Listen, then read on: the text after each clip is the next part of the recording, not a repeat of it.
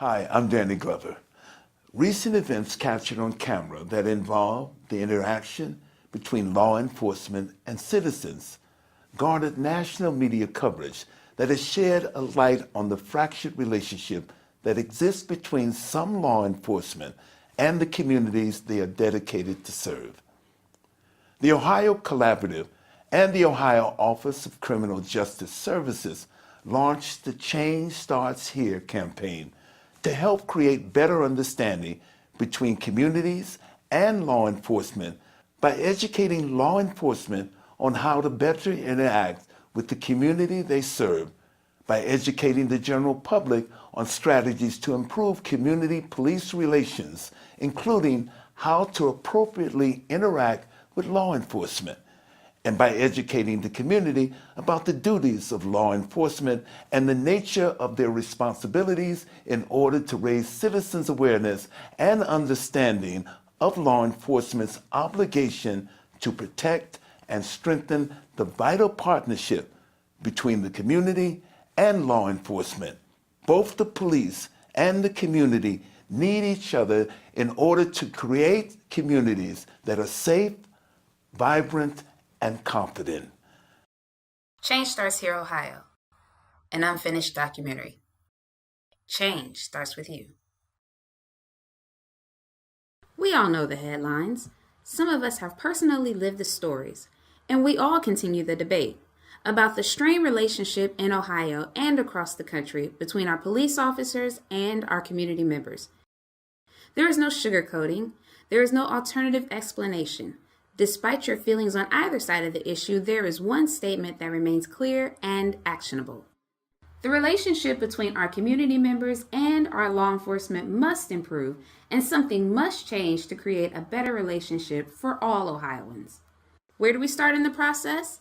And how do we work to better understand the other side's perspective so that we can all begin to work towards collectively keeping each other safe and protected here in our Ohio communities?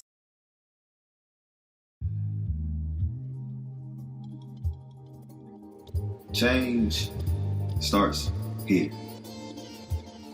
Not there, not over there, but here. Not later or tomorrow or on the new year, but here. Here in the now.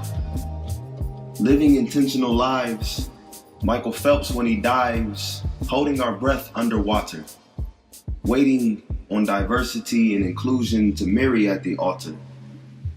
Subconsciously, we are all guilty, assuming someone else will do it, someone else will bring us through it.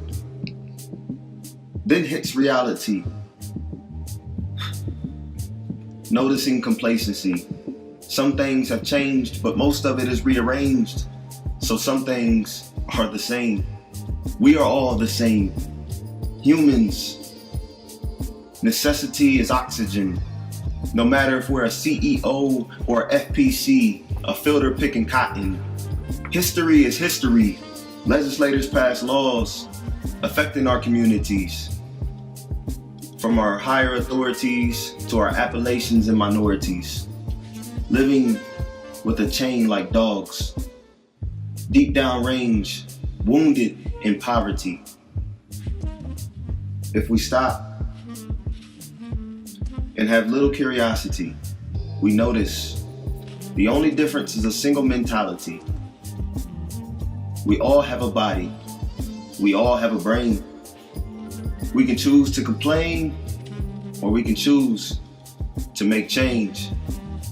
Not there, not over there, not later or tomorrow, or on the new year, but here. Change starts here.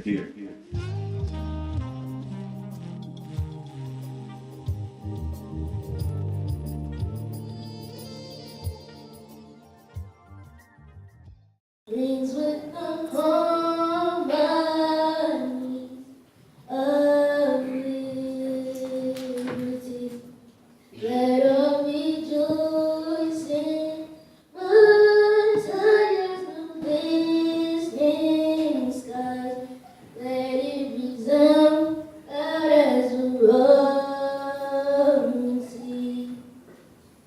Sing a song full of the faith that the dark past has taught us. Sing a song full of the hope that the present has brought us. Facing the rising sun as a new day's begun. Let us march on till victory is won. A couple words from our National Director of Research, Dr. Chanel Jones.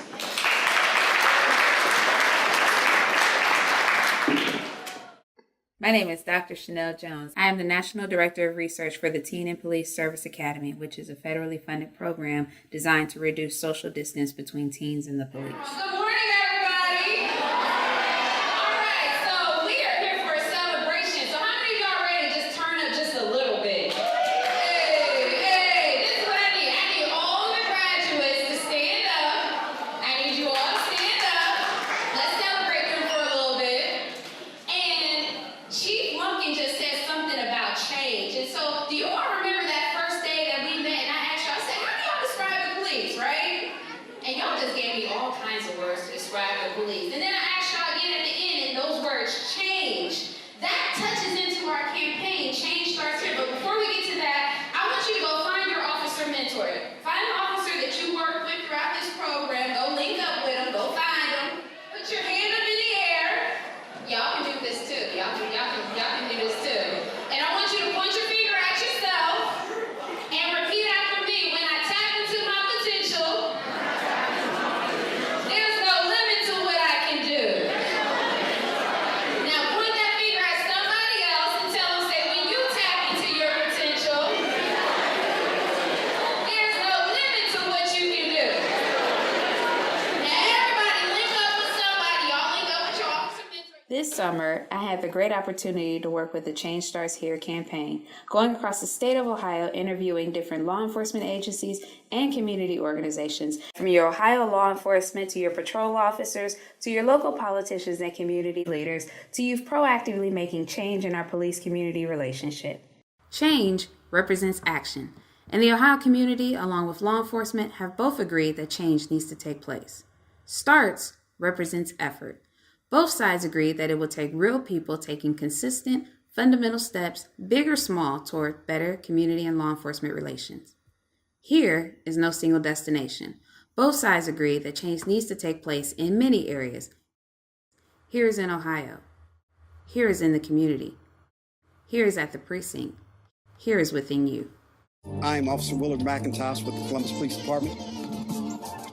And for me, change starts with interaction.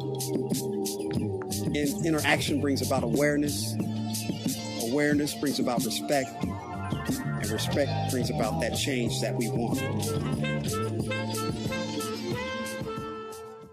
Change starts with understanding we need each other. Take a moment and imagine a world, a community with no police. What would it look like? Is it somewhere that you want to live, that you want to raise your children? I don't believe so. So we have to understand that we need the police, but also they need us. We have to band together and get rid of fear. Don't be afraid to talk to your local police officer. Get to know who they are. This is their job. They're here to protect and to serve. This is your community. It's yours. You must work together. When we understand that we need each other, everything will change and get better.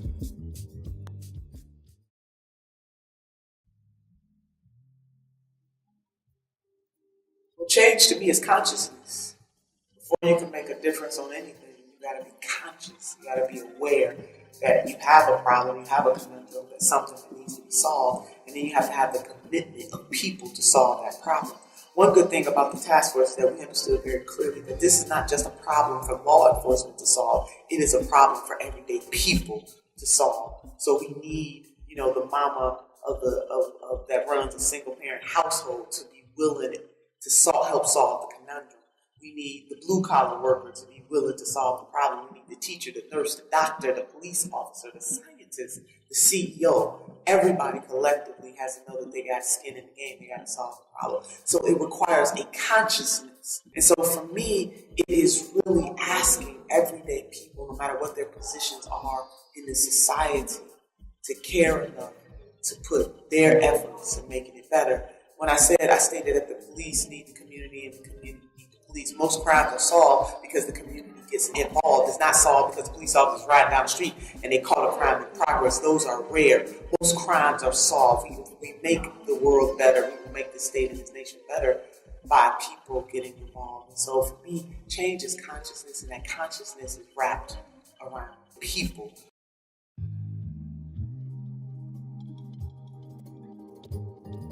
What the collaborative has done is both historical in terms of Ohio.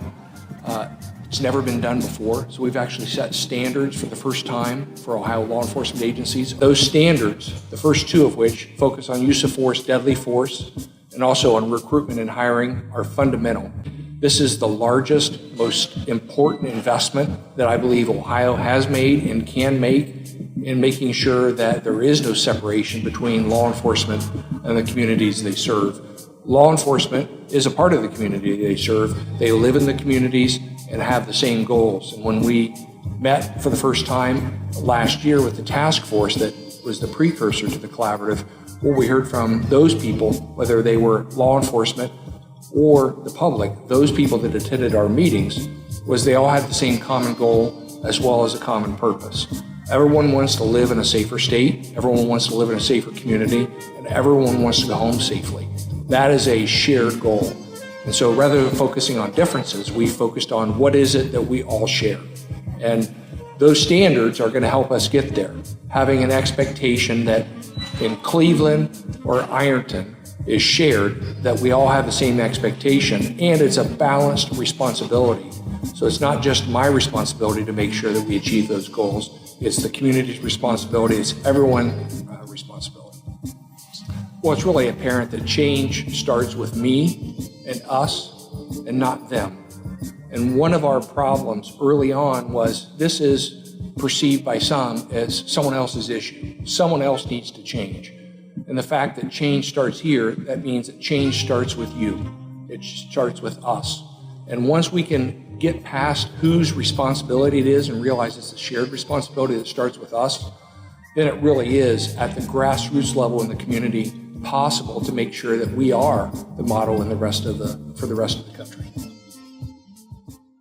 Bias-free policing is vital to the whole initiative of increasing or enhancing community police relations.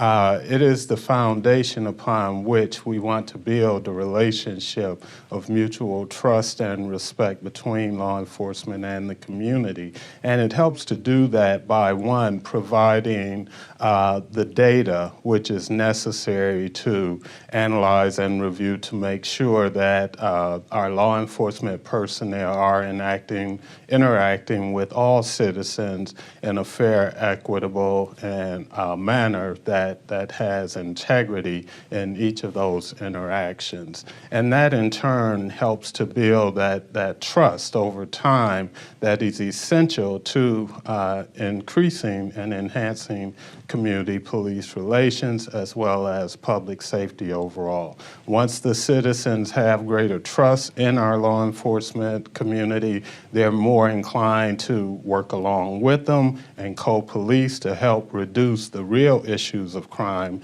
in some of our most impacted communities. It was difficult to get to where we are today, but I think we have a standard that we can all live with and we can move on. And I think it's a good thing. It's in my opinion, like I told Professor Dunn, this is an historic moment for the state of Ohio. This is the first time that we've ever had a standard that requires data collection. Not just the larger departments, but every police agency in the state. So in order to be in compliance with this standard, they're going to have to begin collecting data on drivers of self-initiated stops. We didn't put a lot of particular into the standard. We left it up to the individual police agency to tailor their program that best fits their needs. And we'll move forward. Well, to date we've had 451 agencies who are participating in our process. And I have to say that far exceeds my expectations, and I think the expectations of most people when we started this. You know, I thought that we would be looking at, after about, I don't know, maybe 3 years, about 550 agencies involved in the certification process, similar to our participation in the OIVERS program. But this has far exceeded my expectations. The agencies who are participating in the certification process are both showing leadership among law enforcement agencies, as well as showing a commitment to the communities they serve, that they're willing to do whatever it takes to ensure that they're the best possible agency they can be. We need buy-in. We can sit up and draft policies and legislation all day, but if you don't have the buy-in of the people that are going to have to administer that and carry it out, then it's not worth the paper that it's printed on. And by the same token, on the other hand, if we're going to really move the needle and advance the notion or the concept of enhancing community police relations, we have to get the buy-in of the community as well and give them something that they can have confidence in. It will, over time, bring about the change that they've been calling for and looking for so long. Oh, my soul can't take this death anymore. Oh, my soul cries for peace. Oh, my soul won't hold these chains no more. I forgot I had a freedom song. So my name is Keisha Soleil, and I am an artist. I really believe change starts with healing. I think most people are walking around looking like open wounds, and nobody's giving themselves the time or the space or the energy or the environment to actually heal and to transcend past the stories and the stereotypes that have been put on us. I think it looks a lot like supporting people and loving people, but most people think of love as being this like beautiful, pretty thing that's supposed to feel good all the time. But I think where people are at now, we need that tough love, that type of love that your mom gave you, the type of love that taught you not to put your hand in the fire. And I see myself as that type of person, a person who's always going to support people and love them, but that's not going to let them sit and wallow in a defeated attitude or in self-pity, or, you know, and I feel like that's most people's issue nowadays, is most people don't have a real value of self-worth or like self-esteem. So I try to do whatever I can to provide that space for them to find it for themselves. Change starts with healing for me. Join this village as it marches forward. Look to the brothers around you and know that together you are more than a movement. You are a force. All right, my name is Chase Watts. I'm a trooper with the Ohio State Highway Patrol. Been here for about 3 years now. Prior to this, I had law enforcement for 6 years, and I just transitioned into this agency. The more positive involvement I like to have is the organization I have called Boats with Badges.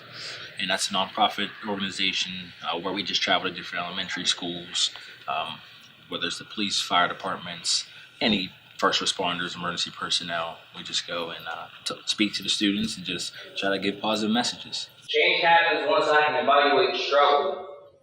Everybody had a struggle, right? Who had a struggle? They can just think of it. It can be the smallest thing to getting gum in your shoe or stepping in a dog poop, all the way to getting an apple on a test. Who had a struggle? Raise your hand.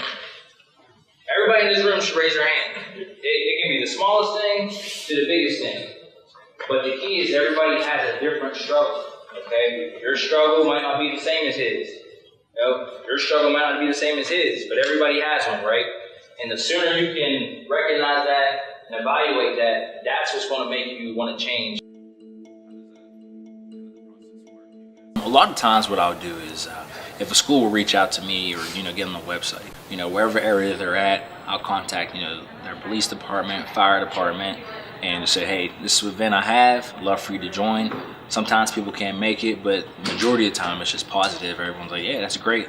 My biggest thing is is I like to, wherever I'm at, I like to just capture the moment, whether it's pictures or, videos, and just let people really see, the change that it's making. Because I know at first, starting out, it's like, I want to be a police officer, but it's bigger than that. It's not just, telling somebody what to do. We're doing, and that's things you have to learn as you grow. And there's so many people that have positive messages that don't have a platform. And like with Books with Badges, I say, hey, anybody can be involved. It doesn't matter. I don't care where you work. Just come in your uniform. The kids want to see. A lot of them at that age don't know the difference, but they know that, hey, there's somebody here.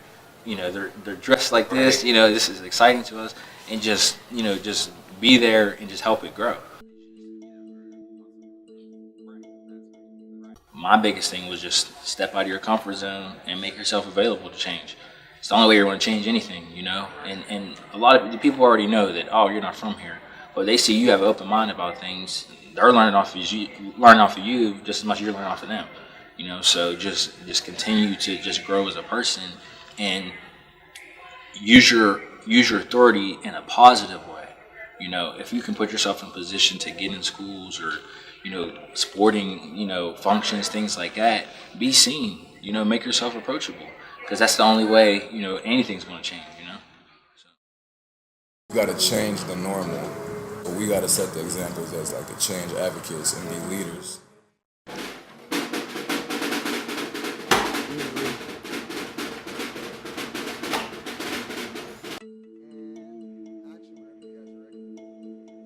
So it was 2014, 2015, I think it was 14. My father and I saw a newspaper and an article that said Blue Ash, which is the city I was living in at the time, they arrest black people at 4 times more than they arrest white people. And so immediately, my dad being an African-American activist and a Black history professor, he immediately hit the police up and were like, because we have these monthly community meetings in my community called Hazelwood, and so we invited them to our meeting the next time so we could talk about it, because we thought it was true, and they did indeed come to the meeting, and we came to find out that the arrest rates weren't true, the numbers weren't true at all. And what we came to find out was there actually was a disproportionate rate, and it was around like 2%. So we knew we had progress to work on, but the police force as well as the community agreed to come at it more in a collective and a cooperative and responsible manner than to just say F the police and just shoot citizens and and all that. So from there we came a long way to now we got 2 annual events. One, we host a basketball event with the police. It's a tournament where we invite the community out and the police. And it doesn't have to be just Blue Ash. It could be from anywhere, honestly. You could be from out of the state and come. But that's one event. And another one, we have a walkathon in the neighborhood that I was telling you about called Hazelwood. And we just have that to honor the historical preservation of Hazelwood, and the police also help us promote that and help us run that as well. So in Blue Ash, I feel like we successfully set up a system where we are working with the police and there's good interaction with the law enforcement in the community. So now we're looking to spread it outside of Blue Ash. Process to bringing down the arrest rates was we first invited the police out to our the monthly community meetings, like I was saying earlier, and then the people that showed up were Chief Hardinger and Lieutenant Schuler, and those are the chiefs and the lieutenant of Blue Ash police officers. Come down to the station, let's sit together and go over the real numbers, the real facts, because we can parse those numbers out to the point where we can show you every arrest that we made, what was the reasoning behind it. We've done this for 2011 and 12, which is what the Inquirer story was based on, and for 2014 we did it, and we did it for 2015, and this is a continuation of 2016. So I even put little yellow boxes on it to tell you which chart those things refer to. And from there, they had the actual numbers of arrest rates and how many arrests they made and all the information that needed to be assessed to figure out if it was disproportionate or not. With the officers and my experience, I definitely understood the concept of respect more and how important it is, especially if you come in with a need. Like if you come into the table wanting something, you got to really be respectful and handle the situation correctly. And on top of that,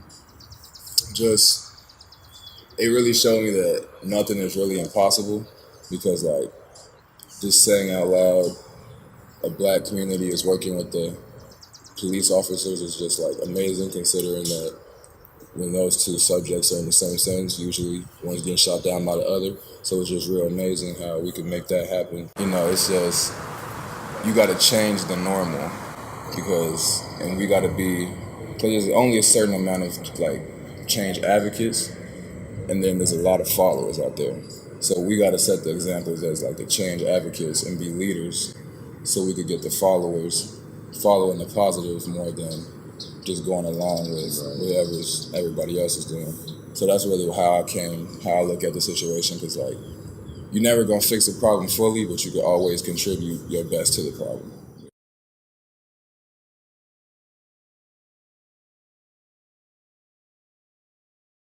Just tell me your name and your position here. Well, my name's Tom Miller, and I'm the sheriff here in Medina County. We have a great program in connection with the Cleveland Catholic Diocese right now. And it's a 6-week program for those that are close to getting out, to help them prepare for a job, to help them learn how to do a resume, to help them learn how to resume. We do a strengths testing for them so they know they have strengths and what to do. And so they're getting opportunities that some have told us they've never had before. One of the greater groups at risk as children go are children of inmates. The other group that's at risk of losing their children are inmates. And if we can find a way to help keep that connection going, while at the same time having, them not just think of law enforcement officers as somebody who locked their parents up, but also somebody that recognizes their parents are here and they still love them, and we brought you something from your mom or from your dad.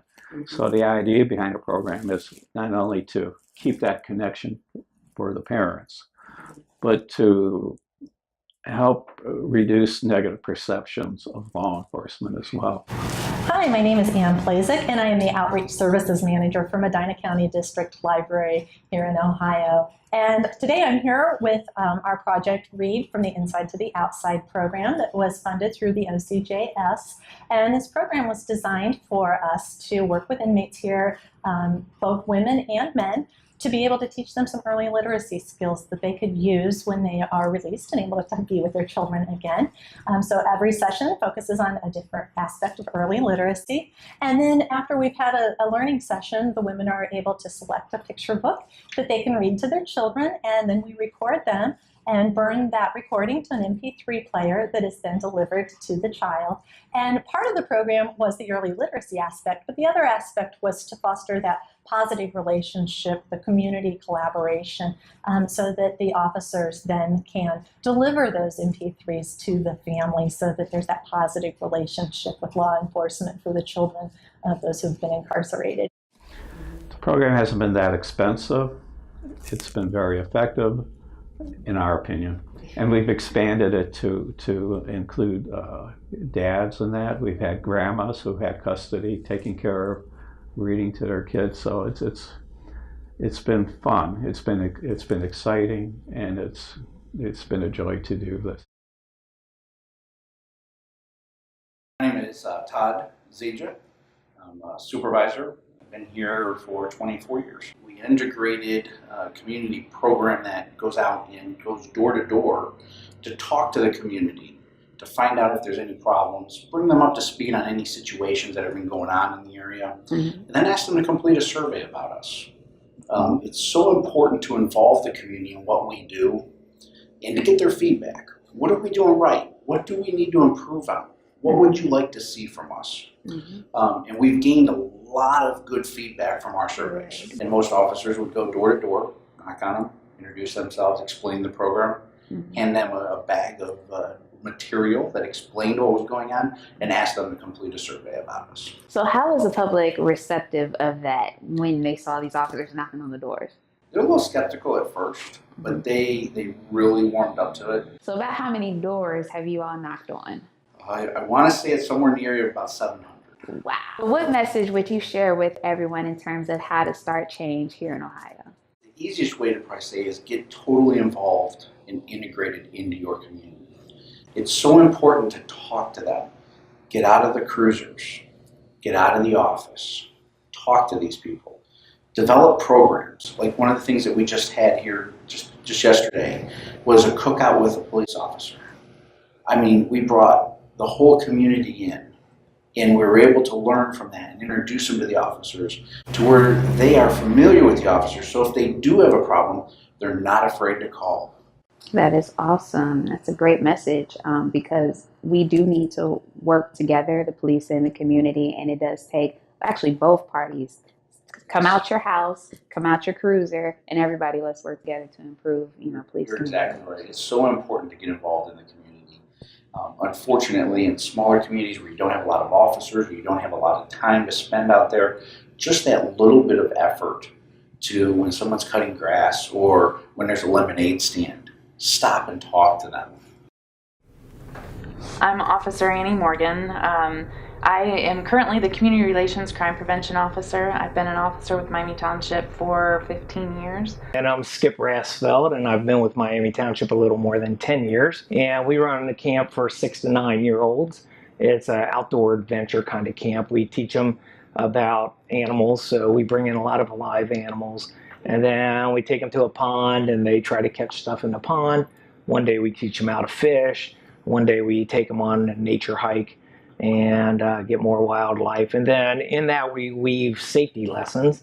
And on Friday, on the final day, we have a big safety day where we have police and firefighters bring their equipment. They get to interact not only with the two of us, but we have other officers that'll stop by. We had two bike patrol officers stop by for that camp, and so they get to see the different types of uniforms that they might encounter coming through their neighborhood, as well as just the different personnel. So build a relationship, and then they form a bond, and then they come to trust you.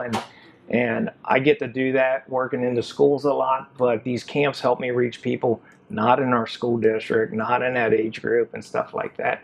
And I've seen that work where they've come and contacted me, they're running away from home after school, or somebody's pressuring them to do something, their friend has marijuana on them, and that sort of thing. And because they have built that relationship, they're a change agent themselves. They're getting involved and starting to influence their friends. So I think it all starts with that trust, It says trust in that relationship, and what you all are doing is essentially starting a ripple effect. You impact the kids, then that impacts their decision making, that impacts the friends that they have, and then it continues on. My name is Cassandra Schaefer. I'm a police officer here at the Ohio State University Police Division. My position is the crime prevention officer. I also assist with investigations and do what's called threat assessment with the university community. So the police department here at Ohio State, we provide a community police academy. We have a rape aggression defense class or a self-defense course for women under the RAD program. We provide programming for campus safety, personal safety, active shooter or active threat training with our constituents. So we offer a wide variety of training within our community, and also programming to get the officers involved with the community. The purpose of the program is to help our community kind of understand where we're coming from, what our perspective is as law enforcement. At the same time, what we want to do is open up dialogue between the community and the police officers that work here. And while I can go out and do presentations as the crime prevention officer, you're only getting my perspective. What we need to do is involve as much of our community, different sections of our community, with various officers that work in our department, so that we have, whether it's diversity or even sort of like that, butting of heads, we need that to come together. We need people to discuss those things that they're not quite as sure about on either side. If we can open up that dialogue, then we actually create a safer community, because now we're all working together instead of judging each other's movements. Good. And so do you have a lot of interaction with the Ohio State campus and everything? For the Citizens Police Academy, so what we do is we open up a application process each semester. So we hold a class this semester. It's a 4-week class with a ride-along requirement. So what we do is we bring in about 30 participants. They apply to the class. What we do is we take a look at the backgrounds of those participants. They have to be an affiliate with the university in some way. So you have to be student, faculty, or staff. But what we see is we get a wide variety of people applying in, and what we can do with those applications from the 100 or 150 that we get is select a pool of people that are from different areas of the campus, or even international students that want to come in and kind of learn about what we do in law enforcement here at the campus community. We spoke about people and their interactions with the police and sometimes how that frames perceptions. And you talked about it's not always the direct experience. Absolutely. So all of us have learned from somebody that we have either mentored under, or as a parent or a grandparent or an uncle, friend of a family. And each one of those people have a different perspective of what they have gone through or endured or haven't, experienced. Right. Well, sometimes people don't have an experience, but that's the only experience they could draw from. So if my uncle's only experience with law enforcement is that he butted heads with them, he got arrested a lot because he fought a lot, he drank a lot, and so his only experience is to be arrested. He doesn't see it from the same perspective that I do as a law enforcement officer. Right. So, but my nephew would never have that experience. But if that's the only person he knows that has an experience with law enforcement, then that's what his perception is going to be.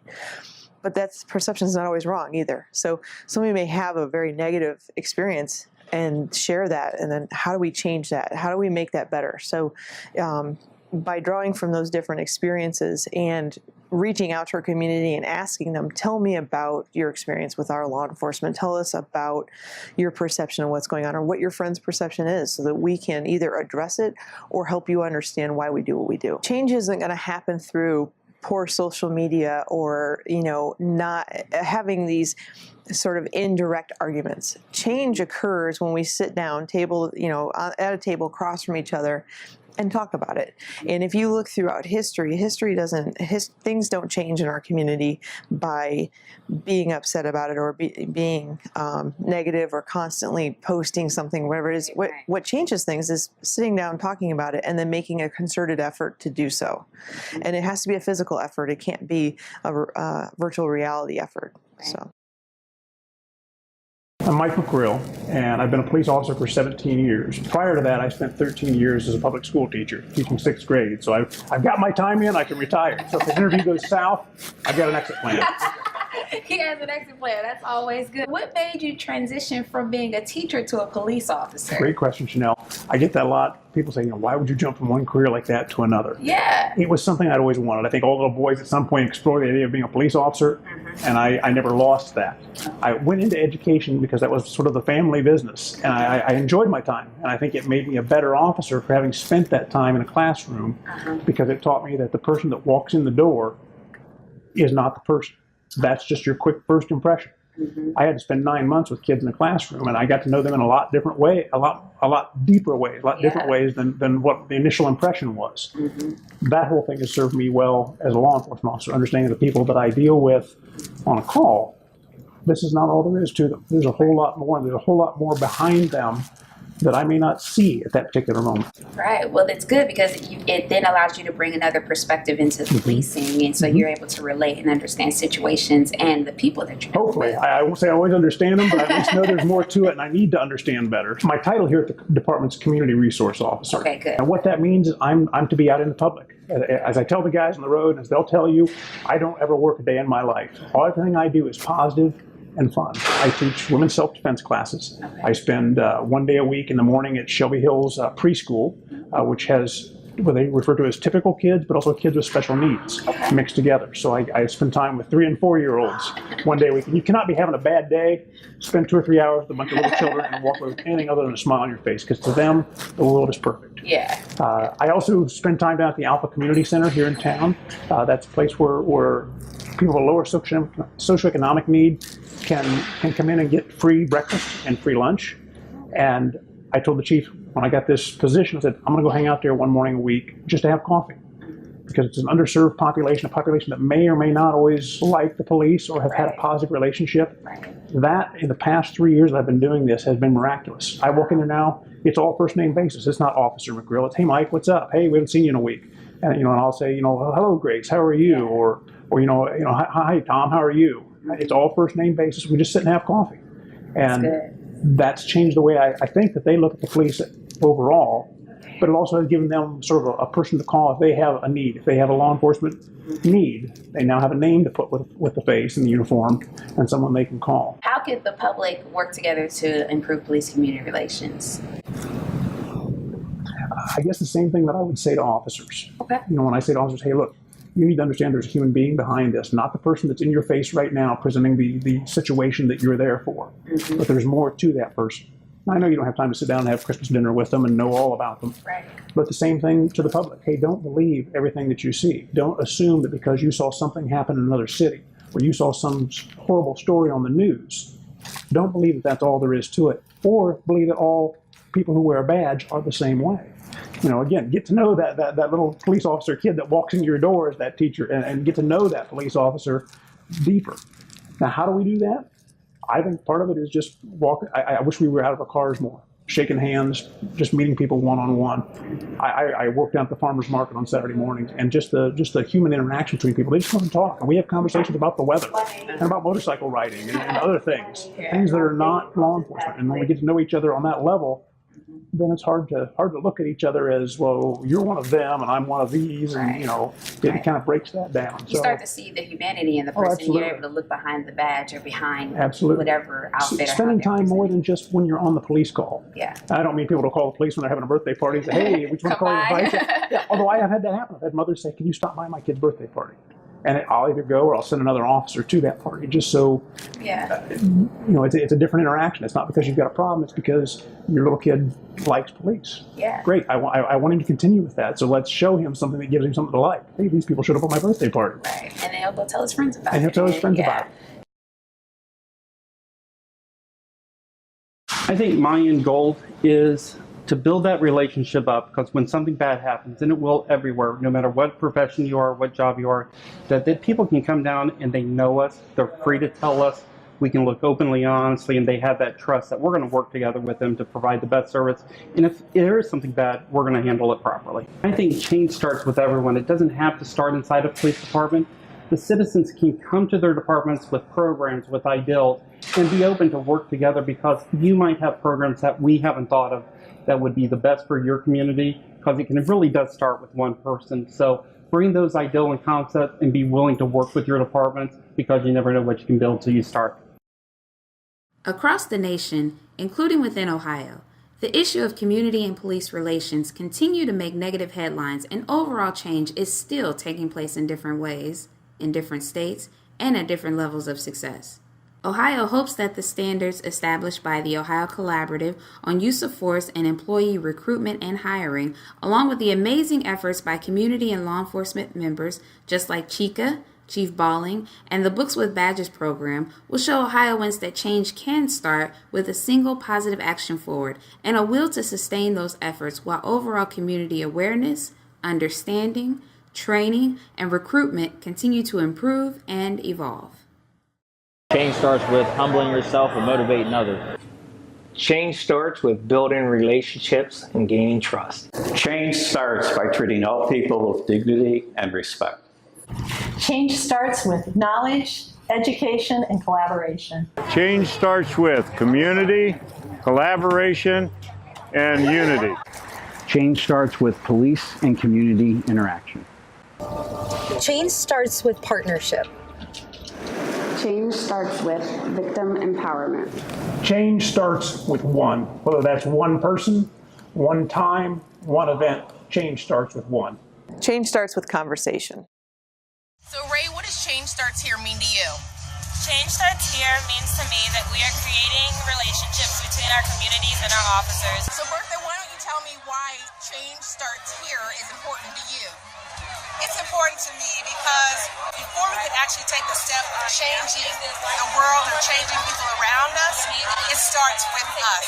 As Michael Jackson said, the man in the mirror. When we can change what's in us, it changes how we see others and allows that connection to happen. And when the connection happens, change happens. My name is Kristen Gray. Change starts with love. Responding with hate doesn't get us anywhere. So no matter what happens to you, love everybody, even your enemies. Peace. How can we improve the relationships between police and community and be the change that we want to see? Well, there are a lot of positive steps already happening in Ohio with our laws, police, youth, and community members all over the state. But real change, it starts with you. Follow at Change Starts Here Ohio to get inspired, informed, and join the movement to help improve relationships between police and community right here in Ohio.